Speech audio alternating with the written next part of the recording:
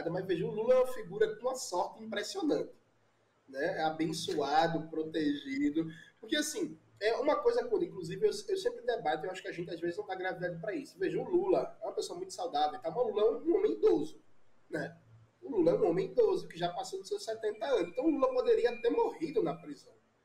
Porque assim, a gente tá falando de um homem que foi jogado na prisão acima dos seus 70 anos, passando por um processo psicologicamente de intensa pressão, e que a companheira dele, a Marisa Letícia, tinha falecido um pouco antes, e aí durante a prisão morreu o irmão dele, morreu o neto. E assim, para um avô, morrer um neto é a mesma dor que morrer um filho, né? Tipo assim, é um negócio, enfim, fora do que é a expectativa do caminho natural da vida, né? Um avô não quer enterrar um filho, um neto e por aí vai.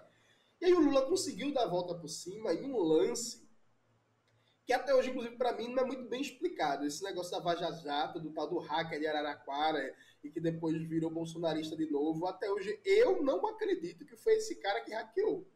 Para mim, alguém que eu falo alguma instituição importante, alguém que fala russo ou mandarim, providenciou esse material e jogou na mão do cara, mas tudo certo. Aí vem a Vaza Jato e tal, e o Lula consegue dar a volta por cima. Então, assim, o Lula já tem uma biografia que, por si só, é da história brasileira dos últimos 50 anos a biografia mais interessante, mais encantadora, que daria 300 mil filmes, séries, o que você imaginar. Perfeito. X da questão é o que o Lula vai fazer com todo esse capital simbólico e político que ele tem. Veja, eu acho que existe um primeiro problema. O Lula está muito cercado de uma nova geração de petistas que é muito diferente na formação do que foi, por exemplo, a geração do Genuíno e a geração do Disseu.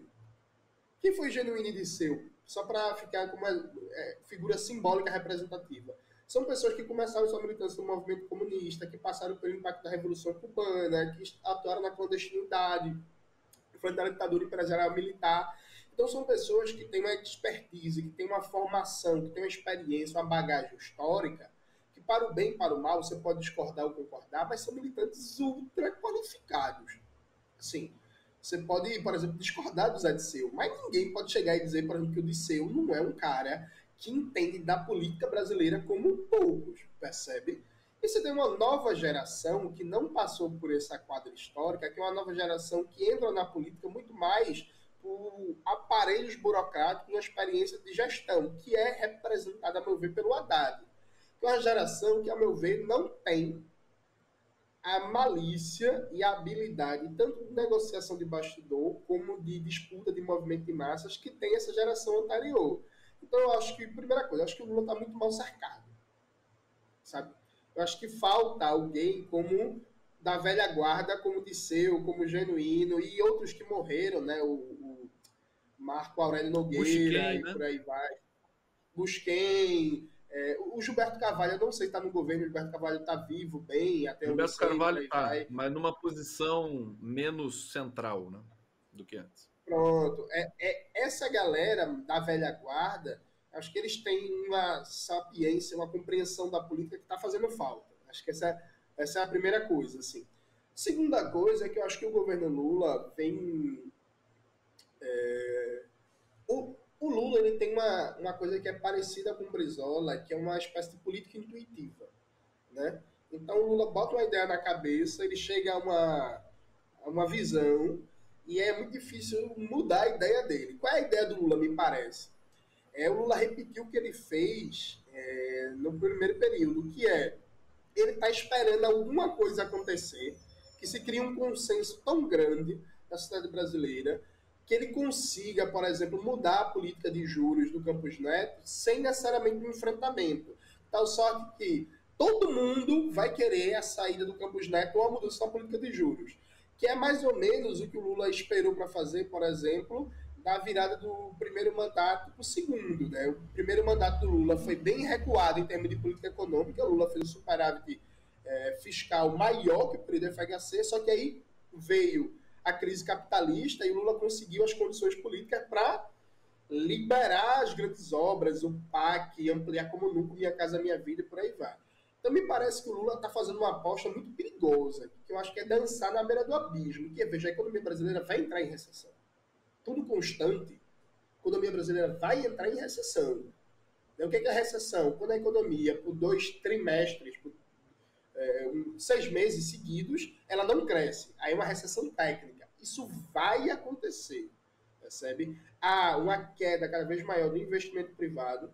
A gente tem o maior nível de endividamento das famílias da história brasileira. 70 milhões de brasileiros estão com contas em atraso. A gente tem índices recordes de endividamento das empresas, com um crescimento substancial de pedidos de recuperação judicial. A gente tem uma escassez de crédito no mercado privado, por causa de outras coisas, inclusive muito impactado pelo caso das lojas americanas. Então você tem uma economia que o investimento privado não está crescendo, o consumo das famílias está diminuindo, a capacidade das empresas de manter seu funcionamento está se reduzindo e o investimento público não cresce a contento com a maior taxa de juros real do mundo, né? Uma taxa Selic de 13,75, descontada a inflação, isso dá mais de 8% de juros real. Então a economia brasileira vai entrar numa recessão. Me parece que a aposta do Lula é, quando a economia brasileira entrar numa recessão, vai ter-se um consenso social tão grande que dá para mudar a política econômica, dar uma espécie de cavalo de pau. Por que eu digo que isso é fazer uma aposta no abismo?